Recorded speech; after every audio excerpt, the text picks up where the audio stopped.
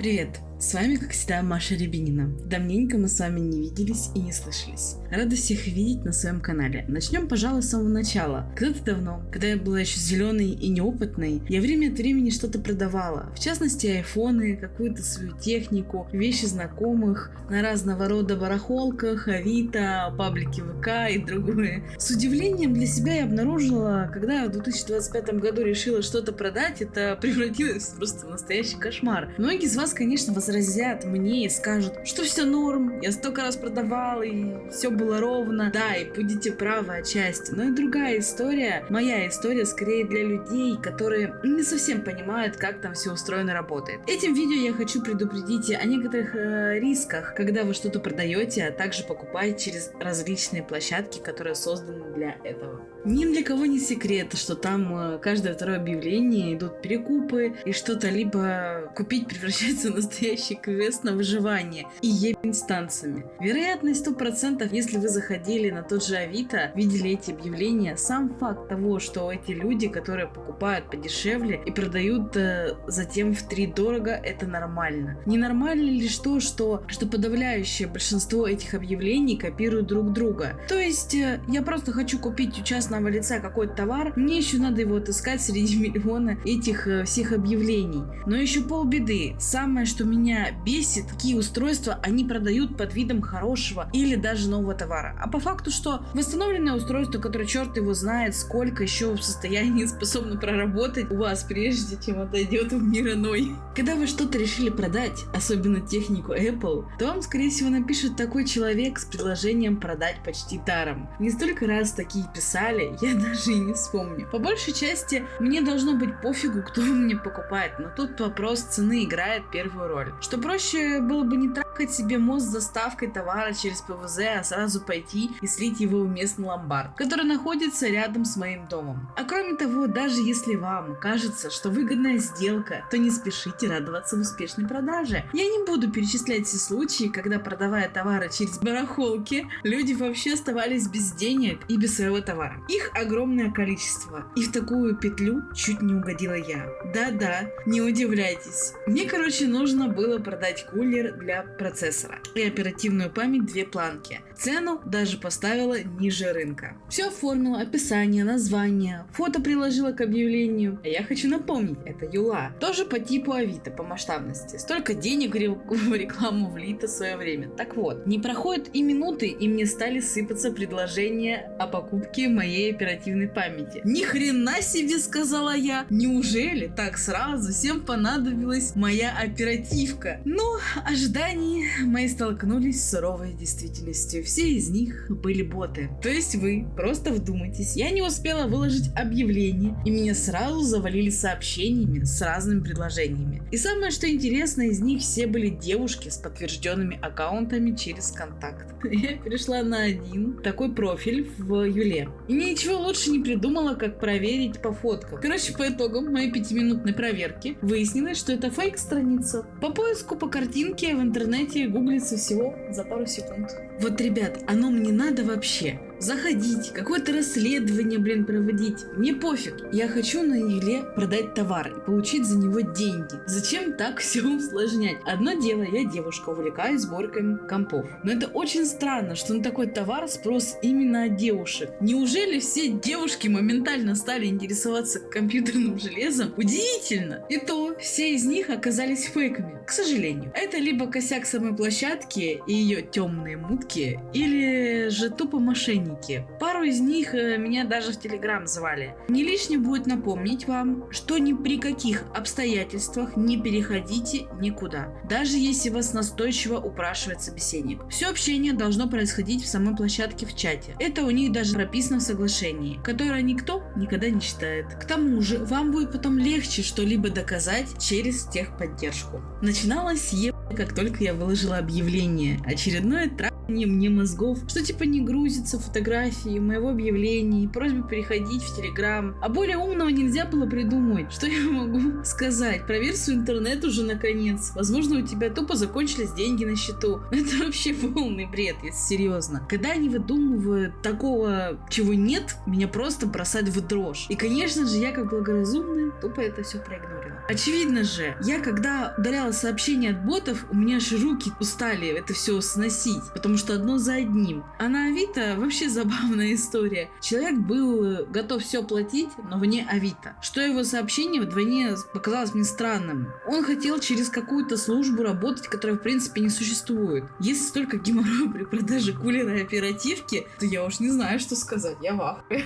Я просто думала, что это все осталось в прошлом, но, как видите, нет. Времена идут, а черные схемы все те же на манеже. С таким-то успехом реально было бы проще слить это все в ломбард и не тратить время еще на состав объявлений, все пофоткать, выложить, чтоб меня не летели камни. Справедливости ради скажу, что я продавала удачно и не один раз. Но эти разы я могу по пальцам вам пересчитать одной руки. А сколько было ебли, можно по этим историям написать целую книгу, которая по толщине сравнится с произведением «Война и мир» Достоевского. Ну, серьезно.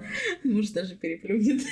Хорошо, что я процессор, хоть свой Ryzen 5 4600G, продала подписчику, так сказать, своему знакомому. 5000, в принципе, особо не сделают мне погоды, но хотя бы что-то. Надеюсь, ты смотришь видео, тебе все нравится. В замену купила Ryzen 7 5800X. Для монтажа и стримов решила слегка обновиться. Но кроме того, я еще на Авито прикупила себе стабилизатор, на котором мы сейчас снимаем это видео. Благо с ним объявлений было немного. И легко отобрать нужный товар по своим характеристикам. Но опять же, это более специфичный товар и спрос на него маленький. В итоге нашла объявление, продавала его киношкола. Я взяла не раздумывая. Все пришло хорошо упаковано, полный комплект. И что не менее важно, рабочий. Это я к чему? Что можно в принципе покупать и продавать. Но это делать нужно максимально аккуратно. Обычно я делаю так, как случилось с моим подписчиком. Я предлагаю знакомым, может кому-то пригодится или захочет взять у меня. В моем случае я всегда продаю ниже рынка. А если никто не берет, никому не надо, тогда я иду на площадки и пытаюсь там продать. Вообще вся эта история с продажами окончательно меня добила. Столько лет жила себе спокойно, и тут меня просто петух в жопу клюнул, и Маша такая: а ну-ка, надо зайти на Авито и продать чего-нибудь. Давно мне,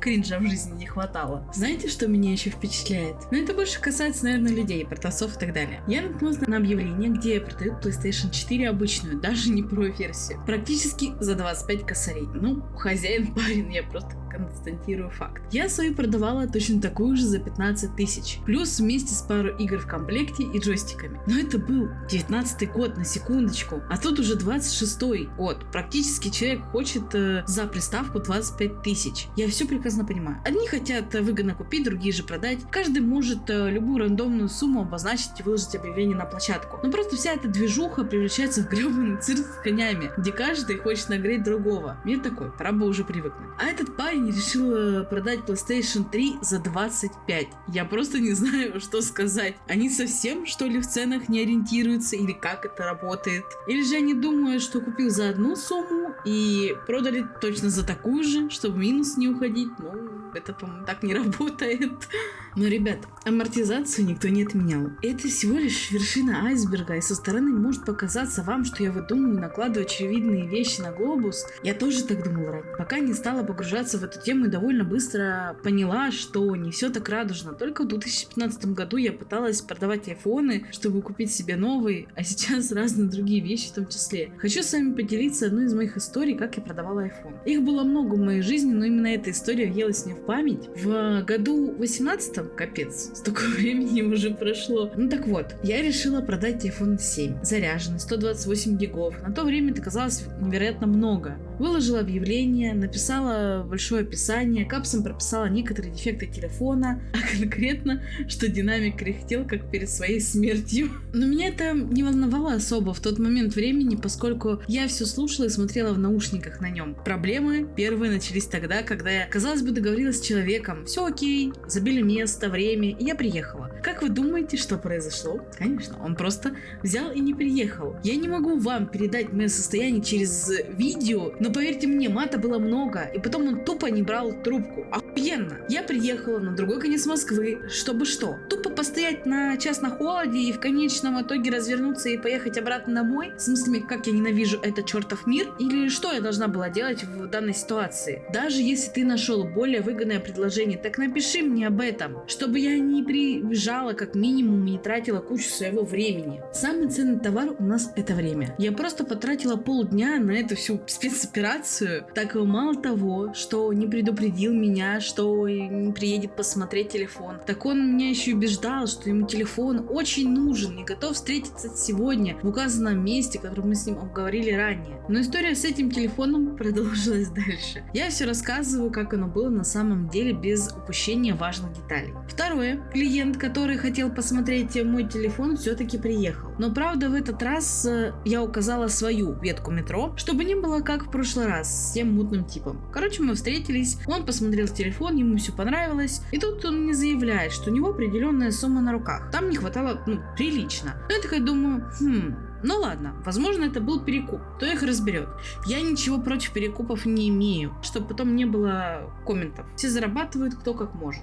Я недолго думала и согласилась на это предложение. Я была не в восторге, поскольку и так телефон поставила ниже рынка, как обычно, все, что я продаю по заниженной цене. Во-первых, чтобы побыстрее продать и чтобы не ждать годами, пока у меня его купят по этой цене. К тому же, спустя время цена еще упадет, и я вообще не продам этот чертов телефон. Я плюнула и продала ему по огромной скидке. Это я еще не говорю, когда люди писали мне на чистом серьезе, чтобы я отдала им бесплатно. Но тут мое почтение. Я прям почувствовала себя благотворительным фондом. И таких было предостаточно. Но не буду забивать эфир бесконечными историями из моей скучной жизни, как я пыталась продавать на Авито и так далее. Так и выходит, что со всех сторон нас пытаются наебать. Но площадки закрывают на это глаза. Сама идея мне очень импонирует, что ты можешь выложить свое объявление и найти своего покупателя, который тебя купит по указанной цене, если она будет адекватна, а не высосана из пальца и ничем не обоснована такая цена. Я, кстати, кроме продажи товаров, еще занималась разного рода услугами на том же Авито. Не 18+, как многие из вас могли подумать.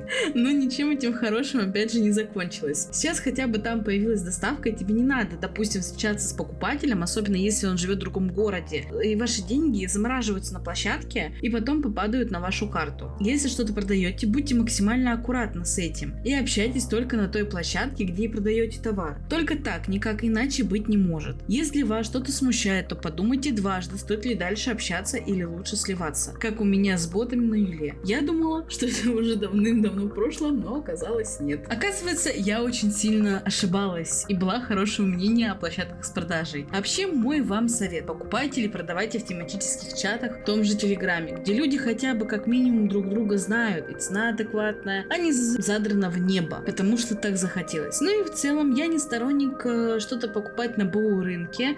В основном стараюсь покупать все новое с магазина с гарантией. Но обстоятельства бывают разные. Кинооборудование стоит серьезных денег. И поэтому что-то, конечно же, беру на разных барахолках. Короче, предлагаю закончить на этой веселой или не очень ноте. Буду с нетерпением ждать ваши истории. Или, возможно, вы сталкивались с этим напрямую. И просто пишите ваши мысли на этот счет. Интересно будет почитать ваши комментарии. На этом я буду с вами прощаться. Ай да, чуть не забыла. Скоро наш совместный клип выйдет. Не пропустите и следите за новостями. Все ссылки будут в описании. С вами была, как всегда, Мария. Скоро еще увидимся. Всем пока!